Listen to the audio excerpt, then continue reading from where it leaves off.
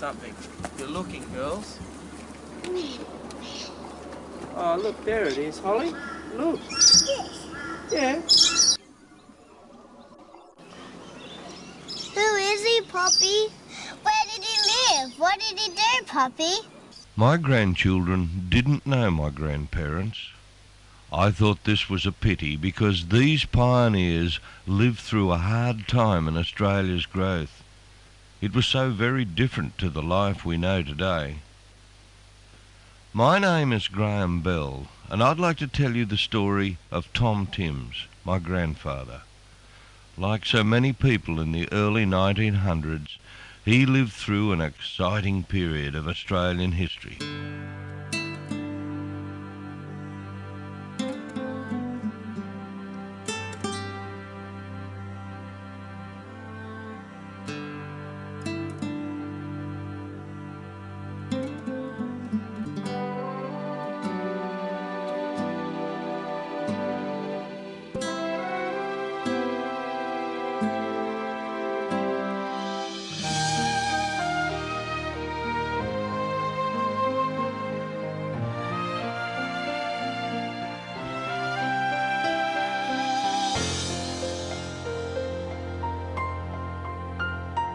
To begin our story, I'll go back to the first known appearance of the Timms name. That was in 1285. That's written on the Assize rolls in Cheshire, England. A descendant was William Warburton, who became a bishop. He died in 1779. Bishop Warburton is buried at the Gloucester Cathedral in England. Benjamin Timms was a relative of Bishop Warburton and was born 26 years after the bishop died. Benjamin married Susan in 1835.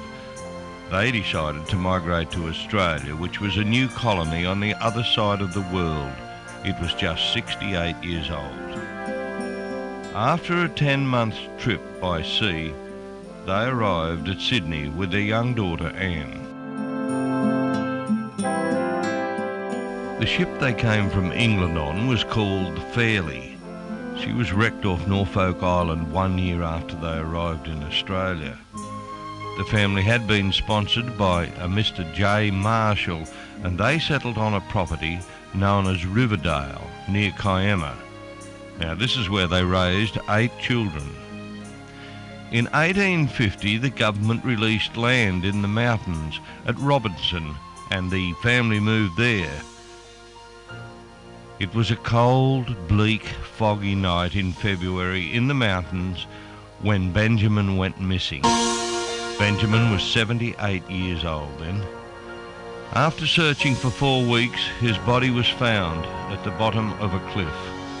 There were signs that he had struggled to climb back up the cliff, but he had died there. And this was a sad end to the first Timms settler in Australia. The headstone is at the Jamberoo Cemetery. Benjamin had died in 1884. He had lived in Australia for 45 years. In that time, convicts were still being sent from England. The battle at Eureka Stockade and bushrangers were all part of history during Benjamin's life in Australia. Ned Kelly was hanged 2 years after Benjamin died. Part of a newspaper tribute to Benjamin was, he was a kindly man who was a frequent writer to newspapers. He was a fluent speaker, and it was said that he had lived before his time. Benjamin Timms was one of the main agitators in the struggle for land reform in New South Wales, and it was considered in Parliament that the Act would be called the Timms Land Act because of his effort. It was finally called the Robinson Land Act. This act changed the way the government sold land. They used to auction it, and only the wealthy could purchase these holdings. The new landlords would then put the land up for sale. Benjamin's end was just our beginning. Benjamin and Susan had 8 children.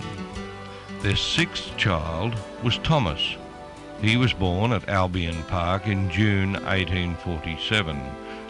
Thomas married Mary Jane Torrens in December 1879, and they farmed at Pheasant Ground before moving to Yellow Rock. They had 11 children.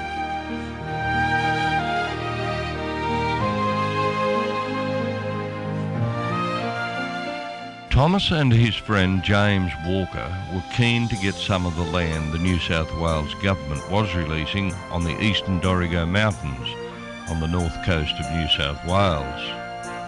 Thomas went to the area and found it was covered in thick bush. He returned to Yellow Rock.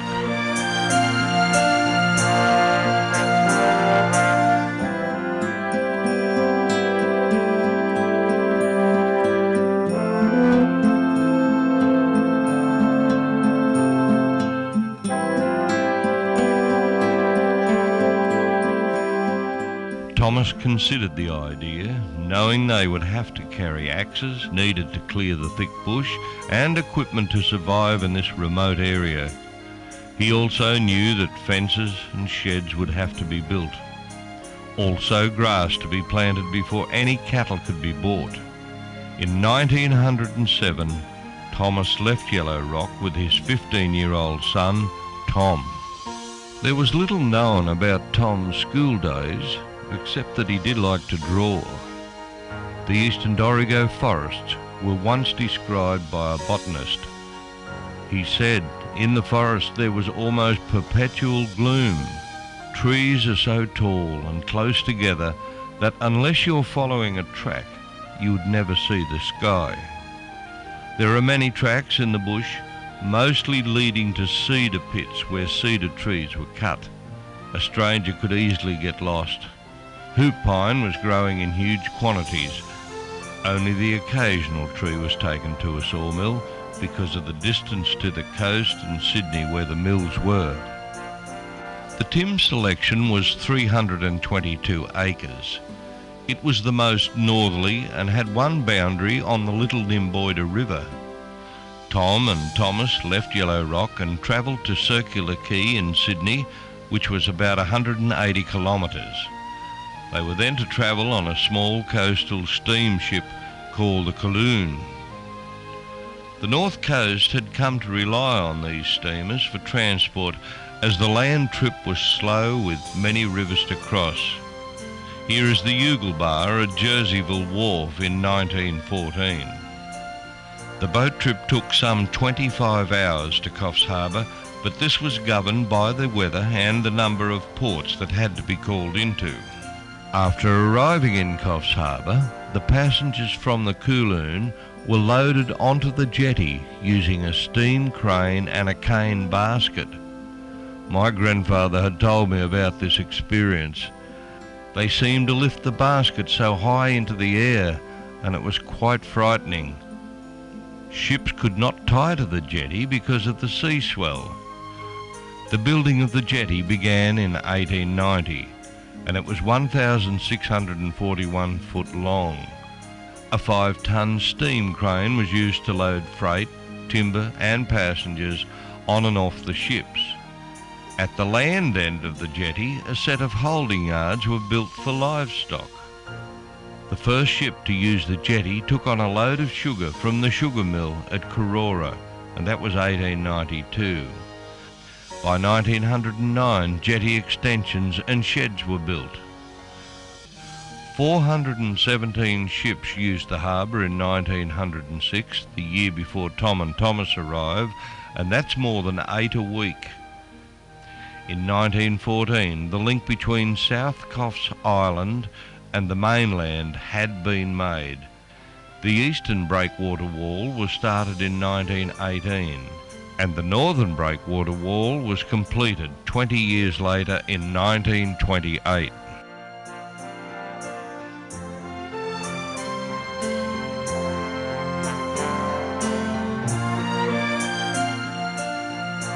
The Kowloon was wrecked on the Manning Bar in 1918.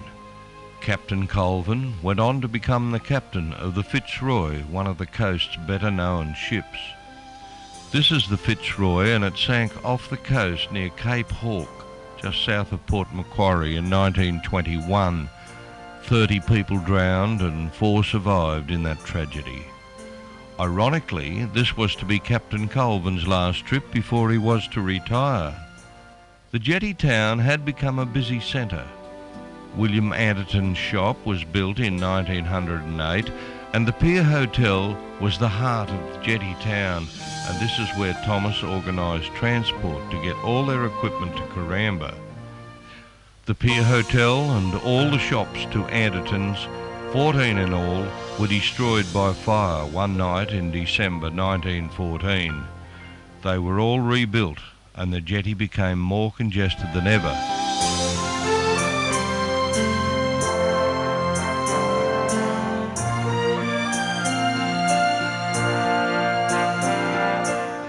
Thomas and my grandfather Tom, who was just 15 years old, then loaded their equipment onto a 2-horse cart owned by Mr. Goodenough to get them to Karamba. Karamba was 25 kilometres away, over a mountain range and along the Orara Valley. They travelled along High Street, past the land where the Coffs Primary School would be built, and then past the police station to the township of Coffs Harbour. A Dr. Baggett started his practice in 1908 there. Constable Harper, a policeman, had charged William Fogarty with driving a sulky without a light. William Fogarty had pleaded not guilty, saying it was not dark at the time and the horse was being walked. Coffs Harbour was becoming an important town. The road to Karamba was boggy and quite steep at times. It went over the first mountain range known as the Red Hill and then along the Orara Valley and through Karangi. Karangi was developing into farm country.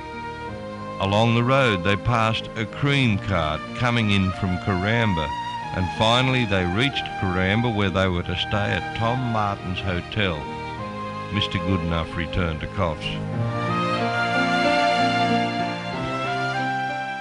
At this time, Karamba was an important dairy farming centre. In 1908, it had an output of 6 tonnes of butter per week. The co-op had been established in 1902.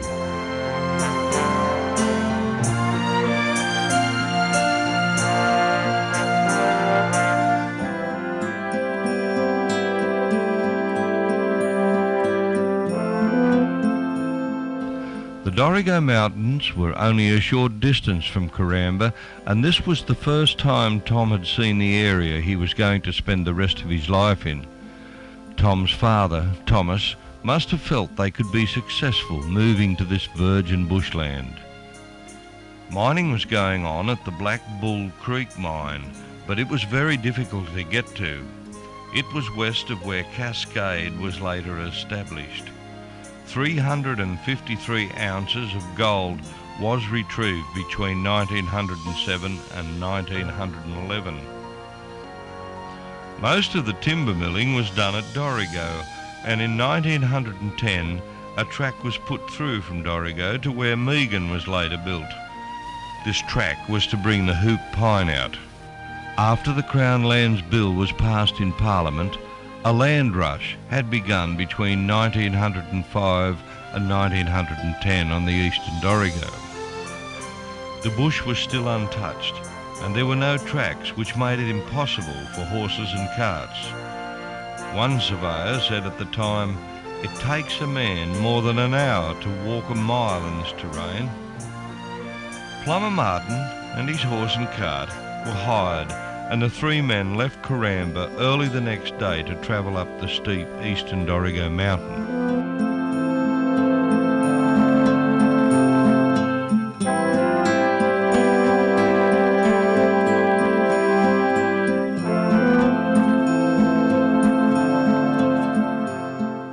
The track up the side of the mountain was steep and narrow.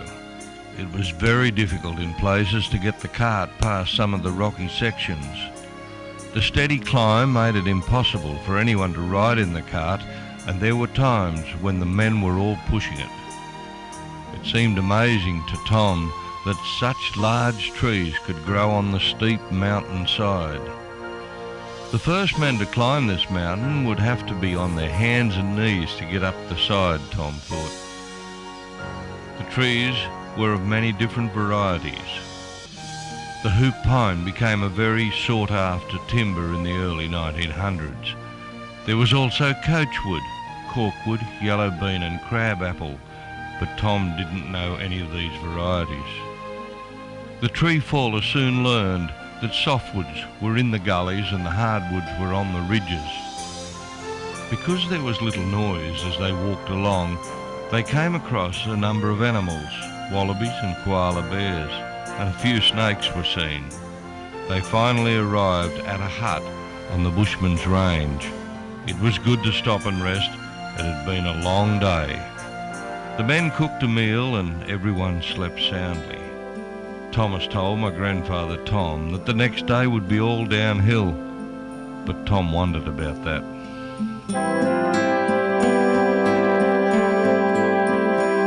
Early the next day, the men were soon on their way.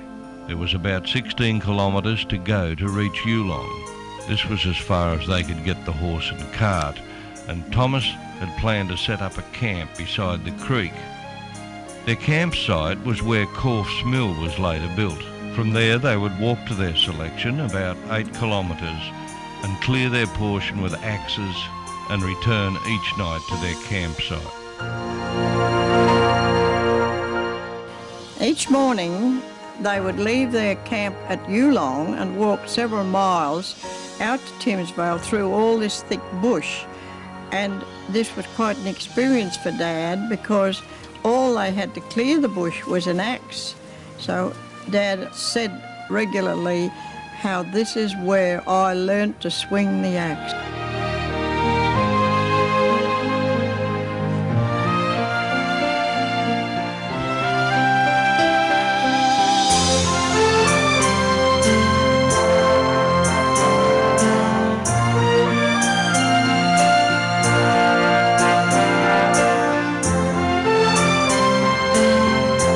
The daily trek back and forth continued. A bush hut similar to this one was built at their campsite. Gradually, more land was cleared. Provisions could be now purchased from Karamba.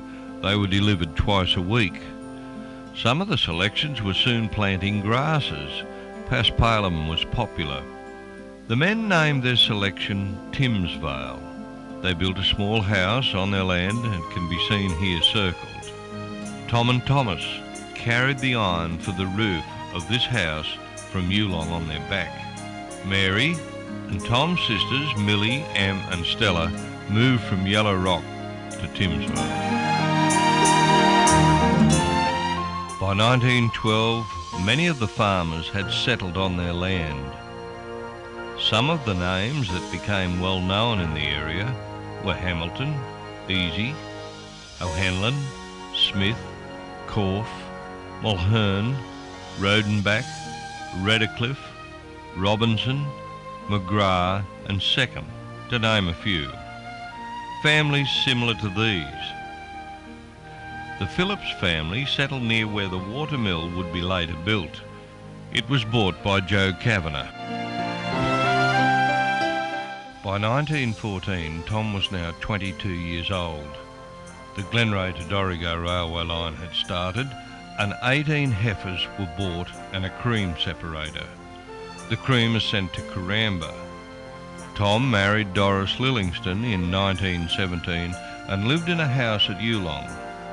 The sad part is, Thomas died of pneumonia the same year.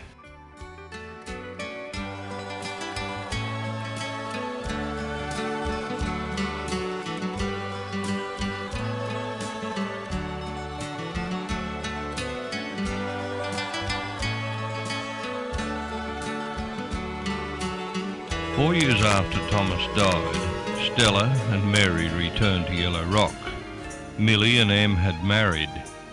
Tom and Doris moved into the house on the hill on the 28th of July 1922. The house on the hill became a place people gathered for parties, tennis and dinners.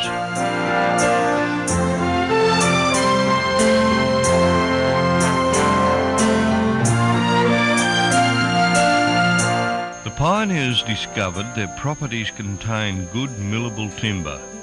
They found that they would be paid to take the logs to the sawmills and Coffs Harbour Jetty, where the logs were shipped to Sydney. There, sawmills would cut them into boards for builders. Horse teams were used to snig the logs and could move the logs faster than bullocks, but bullock teams were far better in the bush. Bullock teams were originally used a few years after the first fleet arrived in Australia. Firstly, gelded domestic cattle were used. These were later crossed with Asian water buffalo. Breeds were developed with greater strength and a willingness to work. There were 40-odd teams working the Eastern Dorrigo. Bert Stride worked a bullock team starting when he was a boy. Is 22 bullocks a big bullock team, Bert? Yeah, it's a fairly good large team. Mostly they're 16. What did you feed your bullocks, Bert? Like a lot of blokes just fed them cob corn. Put the bag over their shoulder and walked around. Let the drop out and the bullocks would come along and pick it up and eat it themselves. And other blokes used to put nose bags on them, feed them with chaff and cracked corn or pollard. That's what I did. I suppose you told the bullocks what to do. G over or G back or something. And now if you want them to come to you, you'd say, wee, whoop, wee, wee. Do you remember the names of all your bullocks? Oh, Rattler and Ted, Paddy and Smiler, Redmond and Spark, Rowan and Mick, Droger and Rowley, Punch and Toby, Tara and Major, and Ted and Sandy. Did the bullocks know when you were calling them? Oh yeah, they all knew their name and that. But I don't know whether you could call him up from the paddock, no. But he'd prick his ears and look up if you sung his name out.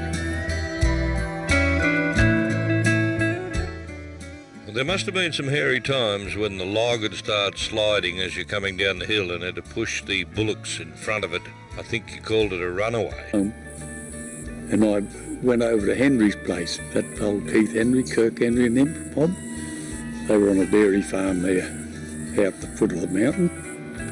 And they said, what happened up there today, Bert? Did you have a runaway? I said, yeah. I said, why?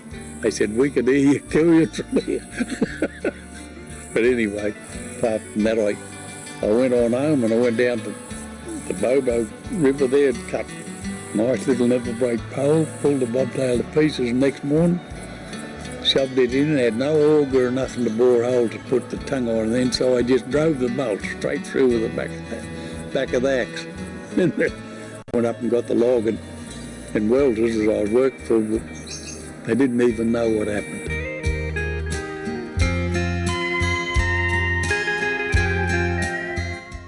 As a bullocky, was there many accidents?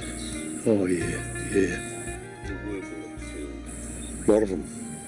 Stick their head round the wrong side of a tree when you turn them round the bush. Break their necks, all them sort of things. Just have to slip the gear off and leave them there. Yeah, a lot of things like that happened, yeah.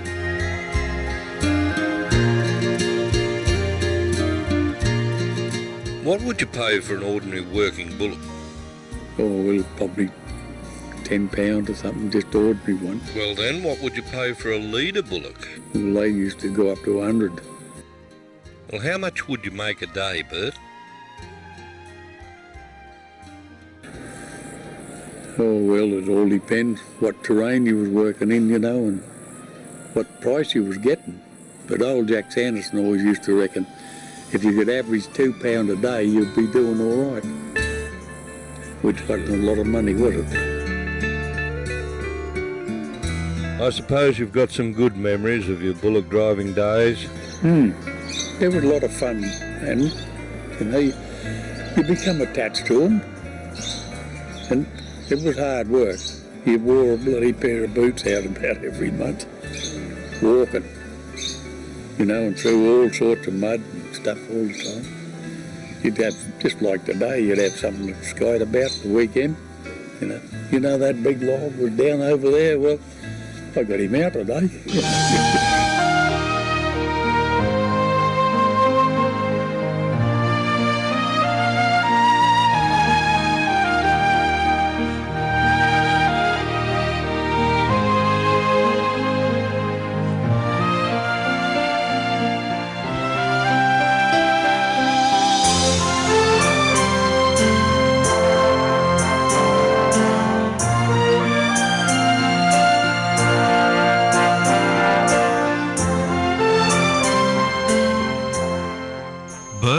his team of bullocks until tractors and trucks did the work. The Dorrigo Mountain Road was opened in 1893, and it was estimated that many, many acres of timber were burnt to make the land usable for farming.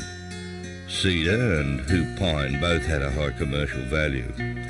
In 1910, Tom was 18 years old and he had his first bullock team working. In 1905, because of the wasted timber through clearing virgin bushland, a deposit secured the land and the final payment was not required until the farmer was established. The leasee could not sell to a mill unless they were licensed and paid a royalty. Now this encouraged a lot of waste, but in 1916 the government ended the battle between farmers and sawmillers for the land. Forests were dedicated.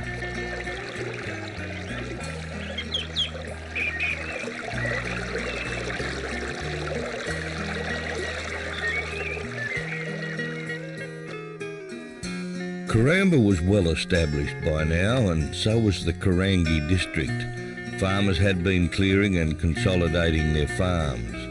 Dorrigo was an important centre, as it had steadily grown since the mountain road was opened in 1893. The first sawmill in Dorrigo was Trims's mill in North Dorrigo, and that was established in 1880. Coffs Harbour was also growing. The first shop was run by Rudolph Graff in 1882, and the first hotel was the Cricketers Arms, and that was built in 1883, which is where the Fitzroy now stands. The first shops in Coffs Harbour were built in High Street in 1888. By 1918, shops were being built in Geelong, and there were a number of bullock and horse teams moving timber to Coffs Harbour. One of the biggest problems the timber wagons had was that the roads were so bad. Between the 8 and 10 mile at the top of the mountain, poles were laid across the road so that wagons wouldn't get bogged, and it was quite common for people to walk to Coffs Harbour and back. Doris and Tom were married in May 1917. The same year, Tom's father, Thomas, died. In October the same year, Doris's brother was killed in France in the Battle of Passchendaele. During the 1418 First World War, 38 men volunteered to fight in the Geelong district. 9 never returned.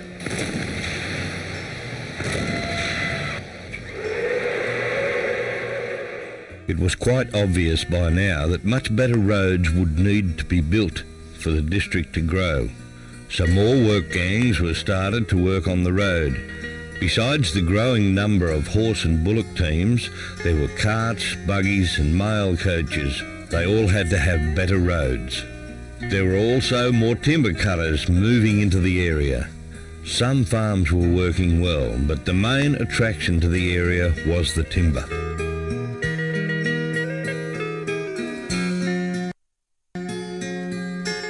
There was no mechanical equipment for building roads or maintaining them. Road workers were supplied with picks, mattocks and a wheelbarrow. Where gravel had to be carted, horses and drays had to be used. Most of the roads were nothing more than tracks through the bush. Mail was delivered firstly by horse, but it wasn't long before coaches were used. The drivers sat up the front, passengers inside, and luggage went on the top. To pull the coach, 4 horses were used, but if it was wet, 6 horses pulled the coach. Swampy areas had small logs laid across the track. This was called corduroy. Coaches arriving at centres like Grafton had to sound a bugle for the mail sorters as they were coming in. Coach drivers carried pistols right up until around 1910.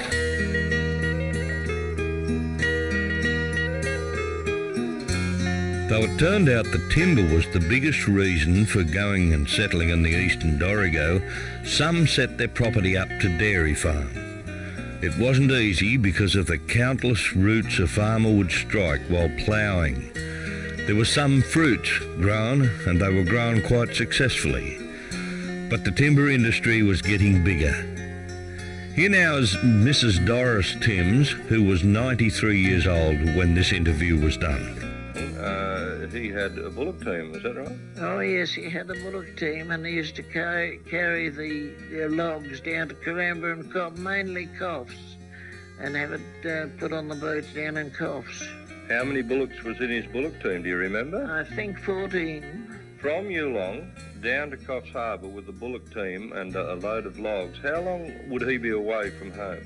Oh, he'd leave home early this morning, and after he'd fed the bullocks, of course, and then if he was late leaving, he'd have to stop at Caramba the night, but if they left very early, they'd be able to get through to Coffs in the one day, but it was a very long trip.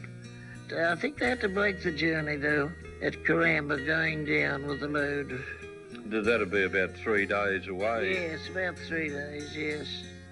And did he do any farming? He had to buy all the bullocks' corn, and he'd have to go to Glenray or Dorrigo or somewhere else to get all the feed for them, and that'd take days more.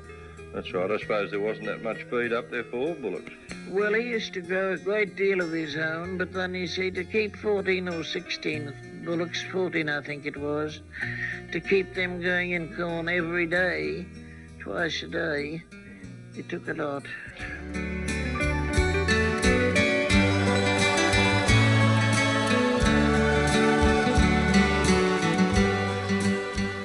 Travelled from Timsvale down to Coffs Harbour. Oh, and the horse and sulky, and get to Caramba and then down to Coffs in due course. Never knew how long we were going to be away. And was Coffs a very big township then? No, it wasn't really. There was Brays and Ferry Brothers, I think, were about the only ones of their kind. Whereabouts did you stop in them days? When you came down, you'd stop overnight. Yeah, well, we'd go down and stop at the Ocean View Hotel, a beautiful place. It was only newly built, of course. Whereabouts was it? It was opposite the Pier Hotel on their left side, is going down to the jetty. By 1922, the Coffs Harbour to Glenray link of the North Coast Railway line had opened. The North Coast line was built in segments, starting with the Grafton to Casino section. This was opened on the 6th of November 1905. This is when different sections were completed.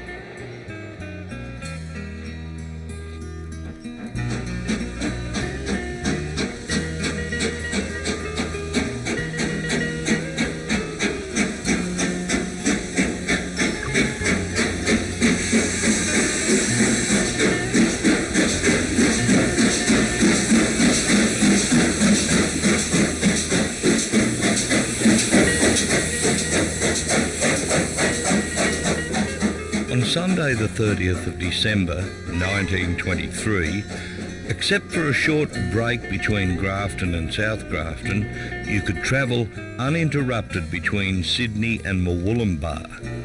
Now this marks the completion of one of Australia's great railway undertakings. This latest section is called the North Coast Line.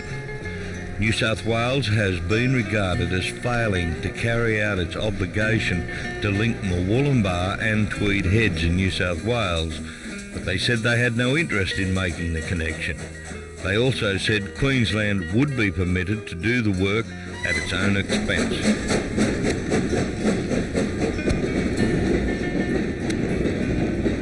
The government decided to start building the Glenray to Dorrigo Railway. The line would run through an area of high rainfall and many creeks and gullies had to be crossed. There are parts of the line that are prone to mudslides because of the high rainfall. In 1950, the line was closed for over 6 months because of the slides from heavy rain.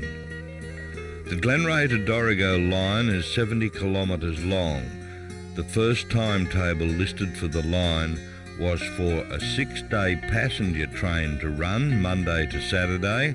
The train would connect with the mail train from Sydney at Glenray. As well as that, a goods train with a passenger carriage would run Monday to Saturday also.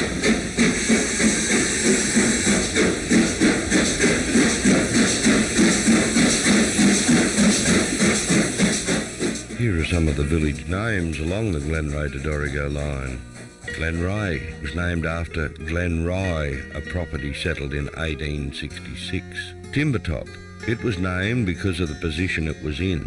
Moulton, it was named after Mole Creek. Loanna is Aboriginal for girl. Yulong, this is an Aboriginal name for a small clearing. Brooklana, the name of a local property. Cascade was named after a creek there. Lloyd was firstly called Mulhern Siding after the Mulhern brothers, but the name was changed to Lloyd Siding in 1942.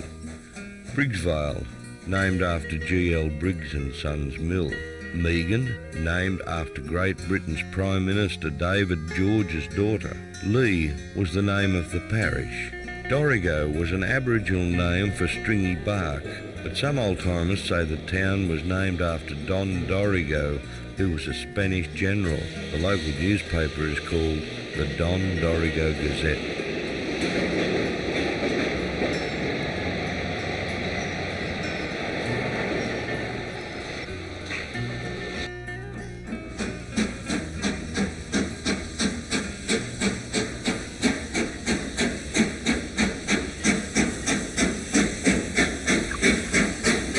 Had shown through his bullock team and by the house on the hill he built that he was a resourceful man and he could work hard on his own.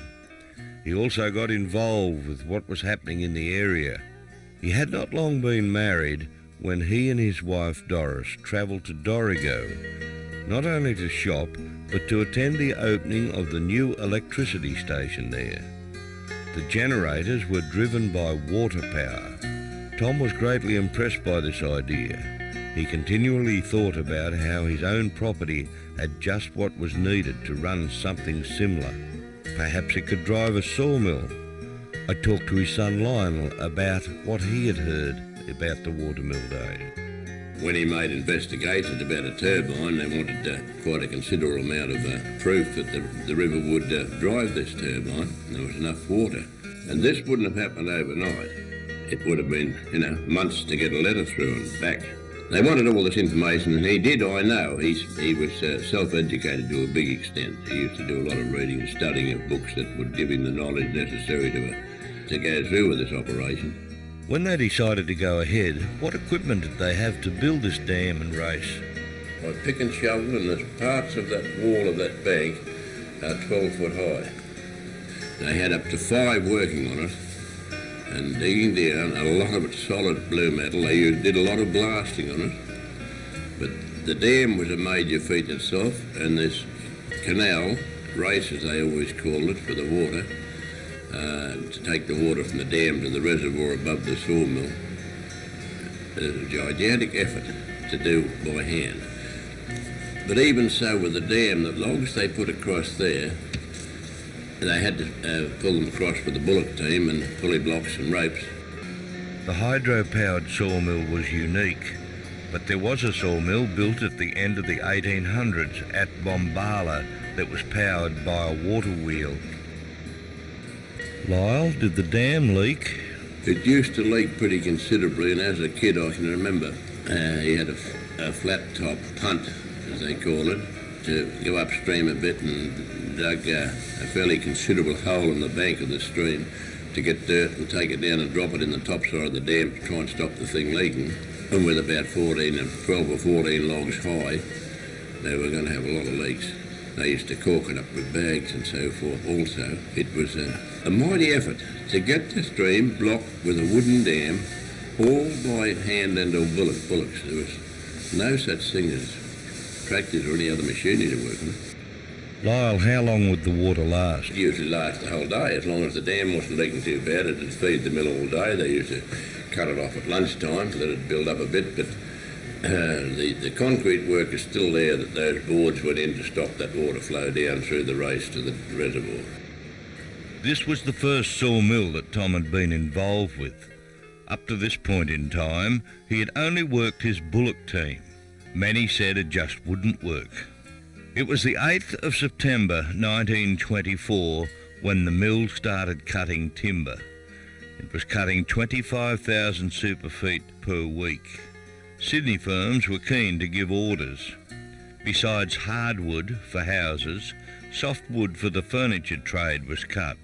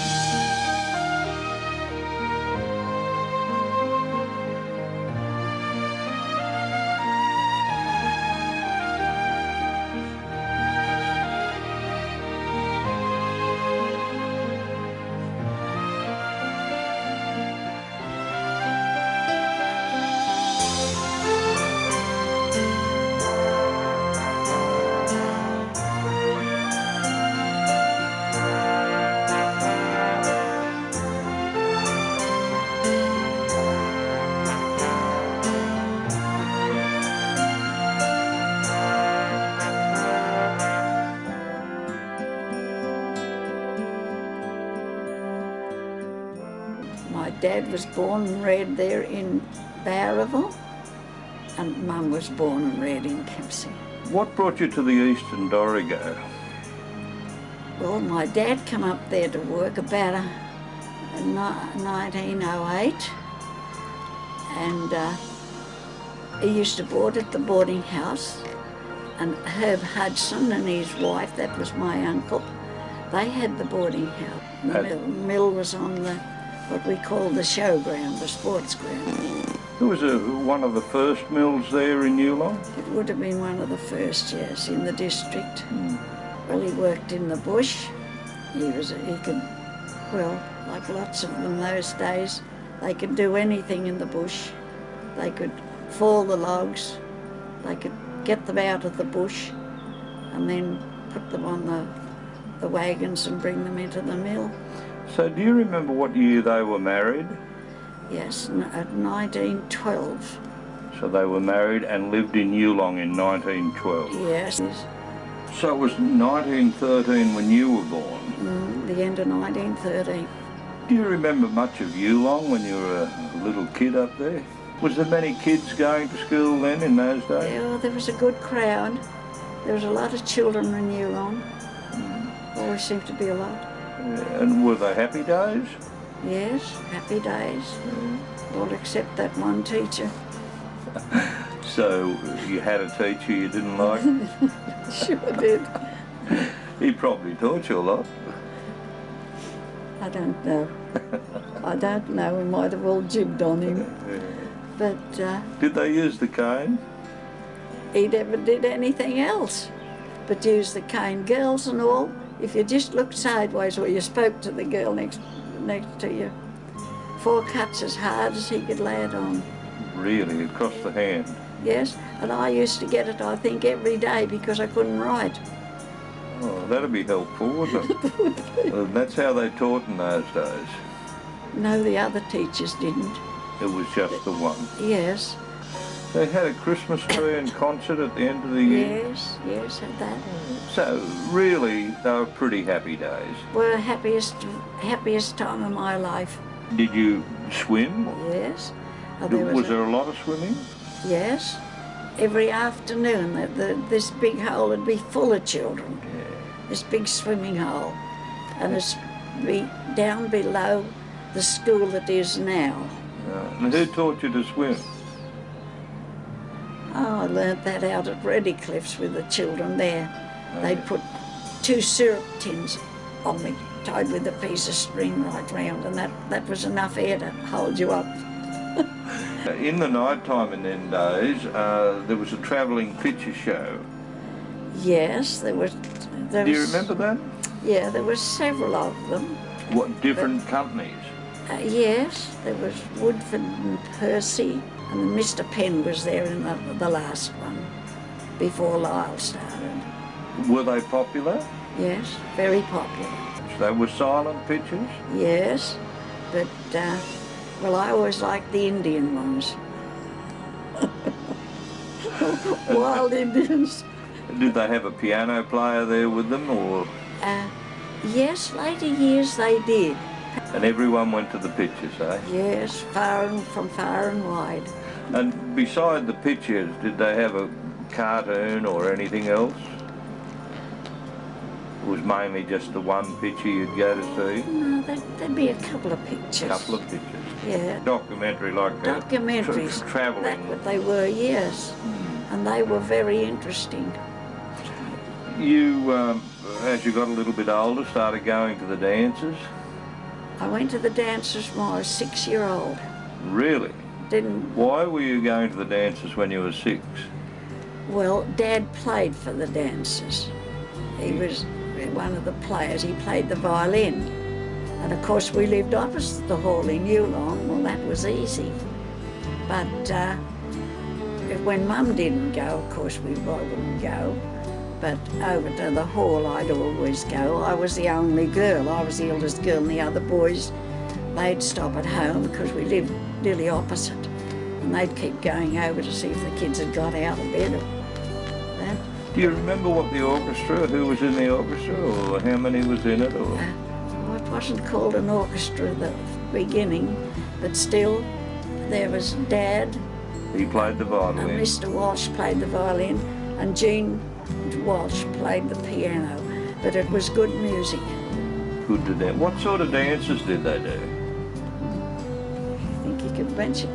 They'd start with a waltz, then a shotties, then a one-step.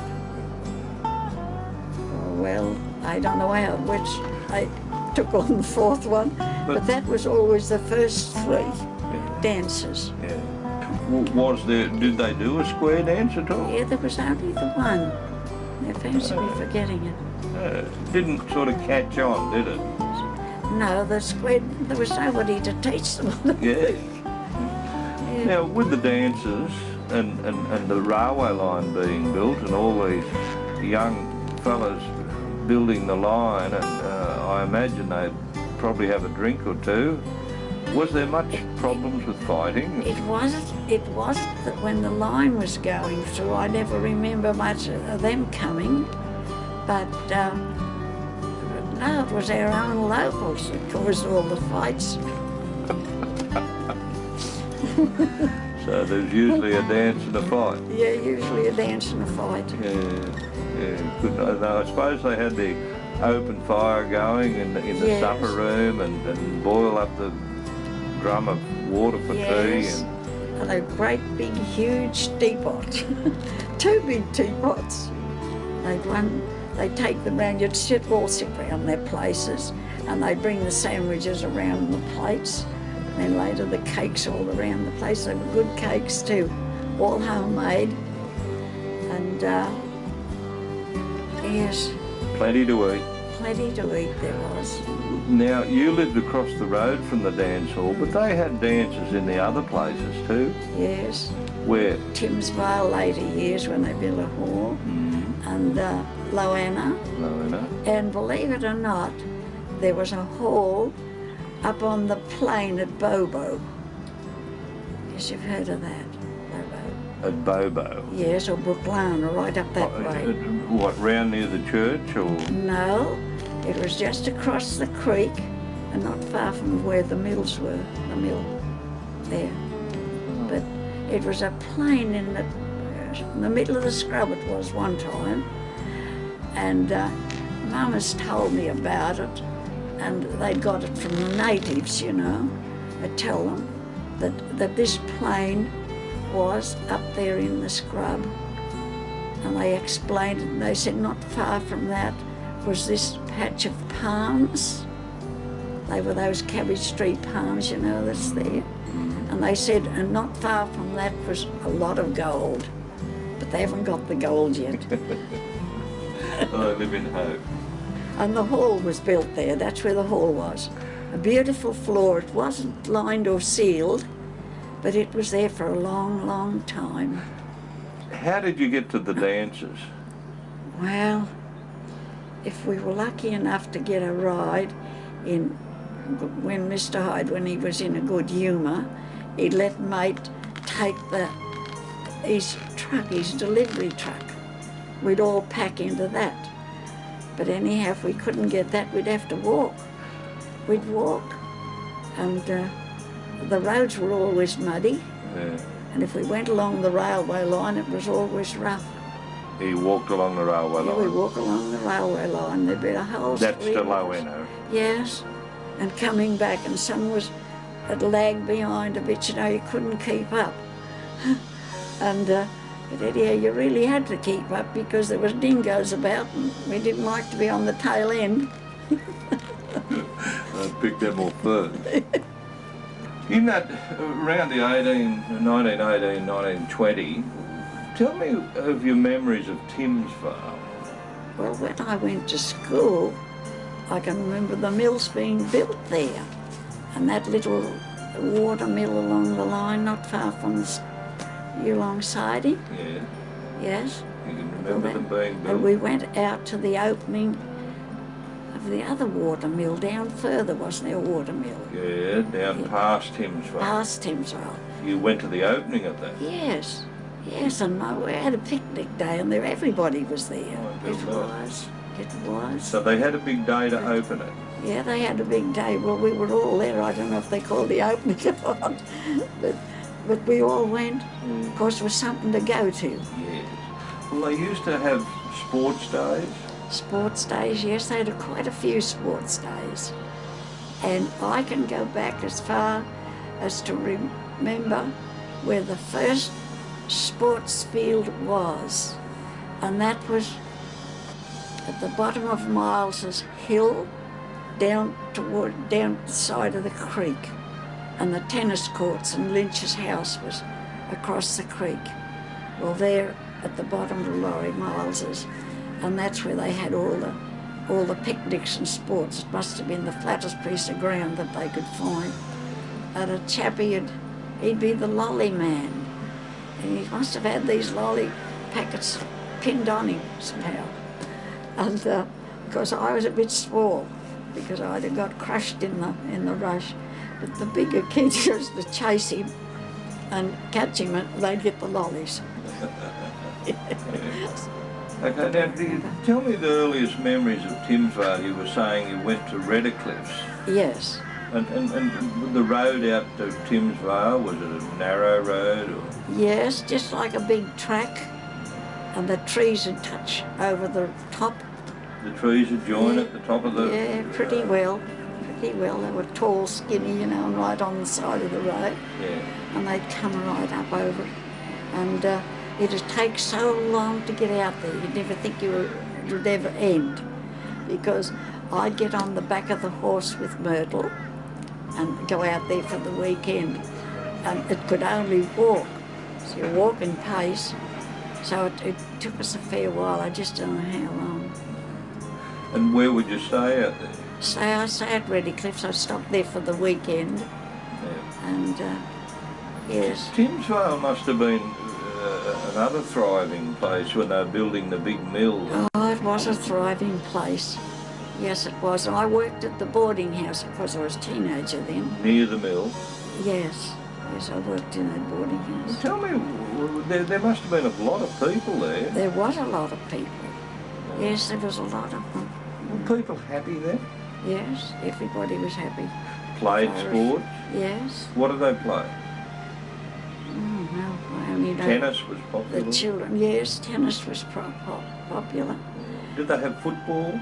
Yes, football, cricket, yes, everything like that.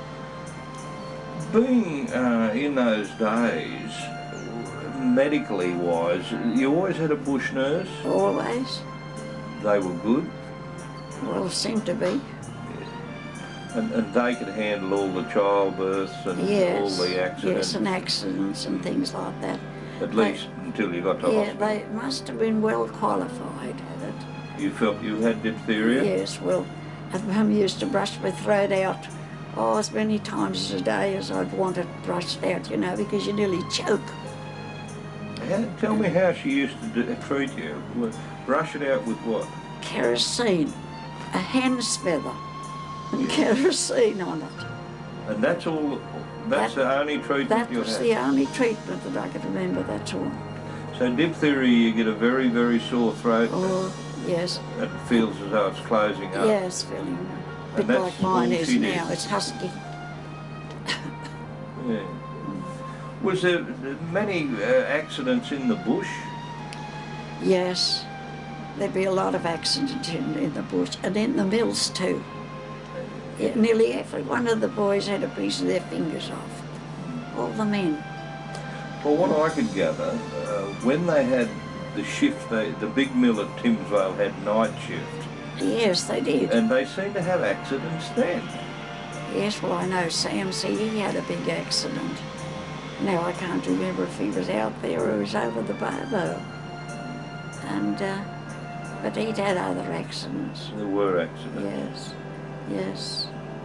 Okay, so, Sam, where did you meet him? I met him at Geelong. At a dance? Yes, at a dance. But his brother... You married up there? Yes. At the church? Yes. The little church. And where did you have the reception? At Mum's veranda. Back at your house? There was a front veranda and around the side. So you were only... And your mother played the organ. Is that right? Yeah. The first motor cars up there... Yes. Were they exciting? They were exciting, all right. Yeah. 2 T-model Fords. One was Tommy Tims's and one was Dan Mulhern's. But I think Tom Mulhern would have had one too at that time, but he lived out low enough. And you'd see them coming and you'd run up the road to watch them? Yes, we would. You'd hear them coming and off. We got as big a thrill out of seeing them come as the ones they were going to Coffs Harbour. So the first cars were fairly exciting and they were T-model Fords. Yes. What were the roads like then? Oh, the roads were pretty rough and slippery. They all used chains those days, chains on them. Yes. And it was a real bad day. I know I lived with Smalls for a long time, and Bob Small, he managed Corfsville. And he got an overland car, and we'd go to Coffs. But have to get out and view the weather that morning. We'd always hope overnight, I hope it doesn't rain, hope it doesn't rain. But it didn't take much rain to make it muddy. Was there many bullock teams up there when you were young? Yes, there was a lot. Yeah, there was a lot. There was a lot of bullock teams? Well, a lot of bullock teams. Then some like in the bush that you wouldn't see, you'd only see the ones bringing the logs down. It must have been a big job feeding bullocks, and I mean, that'd be half the Yes, job.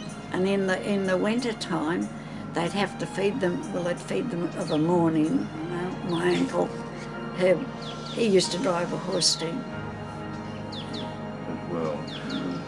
Tell me what the Dorrigo Mountain was like, the mountain road down from Lowenna and Newlong down to Caramba. Yes. What was it like? Oh, it was very steep and narrow. And the teams always had to take the inside whether they were coming up or down. It would have been difficult if they met, 2 teams met. Well, I don't know how they'd ever pass. Yeah. I don't think they'd ever pass. And of course, there has been teams gone over. I've heard Mum talk about it. But the biggest unsolved crime was when the Yulong, it was the Commonwealth Bank, got robbed. Yulong had its own bank. It was in the post office. Yeah. Yes, in the post office it was. And this was 1923. I was about 10, but I can remember the night as well as anything. And he said he heard like a gunshot about 2 o'clock in the morning, but of course, being strange up there, he didn't know what it was, didn't say anything about it. But anyhow, Dad had got up early. He was when Dad saw the door open, he just went and put his head in, and he couldn't see anything, but he pulled the door shut and he went and told them. So when they come up, Mrs. Hopewell went in. She said, "The safe's gone." The safe had gone. And anyhow, they had to ring the police, and the police come up, and they found the safe for years, because us kids used to run up and down on this big log. And anyhow, they found the safe behind that, and it had the door completely blown off it. Yes. And did they think there was much money in it? Yes.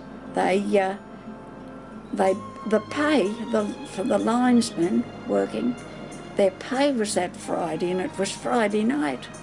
It happened. So whoever did it knew what was going on. Well, it'd take a few people to lift that safe. It was there for a long, long time. And then my dad and the kids, they dragged it up somehow, up where Dad fed his horse. And he fed his horse for years in that. I used it for a feed bin. Yes, so he made good use of it. But we'd sit around his fire, Dick would take his wood in for the morning, and we'd sit around the fire there and sing. He had an old accordion, and we'd sing there around the fire until we burnt all his wood. Then we'd go home about 10 o'clock, 10:30, and you know the frost would be on the ground then going across the sports ground there. Do you remember any bad bushfires? There was very little bushfires. I think I saw one once way, way out, and we thought, there's a bushfire. Yeah. No, we didn't know anything much about bushfires. What about floods and rain? Oh, the rain. Mum reckons it rained for 3 months without let up when she first went up there. She said the fowls got bogged crossing the road. Yeah, so there was no really sad times there. Pretty well, your memories of Yulong. How would you say what your memories of Yulong are? Well, I'd say I've never had a better time in my life, and I've been a few places. I lived for 30 years in Brisbane, and I love Brisbane. But still, I like the country. Yeah. I like the country. How do you feel now when you sort of go up there? I wish I hadn't come back and seen it. They must have been very pioneer-minded to go into an area like that and to carve out a village and make a living and be happy and raise a family. See, there was, I don't know how many farms with I don't know how many acres, but the people come up there and they were all balloted for, and all the different ones. Yes, and they come onto the property. People left Sydney. Now Corf's, old Mr. Corf, he was an old cabbie. Old cabbie. What, he used to drive one of those handsome cabs? I don't know what sort of cab, I didn't see, but he was... With a horse and the... Yeah, I suppose so, those days. And Mrs. Corf had a shop. And they left that and come up.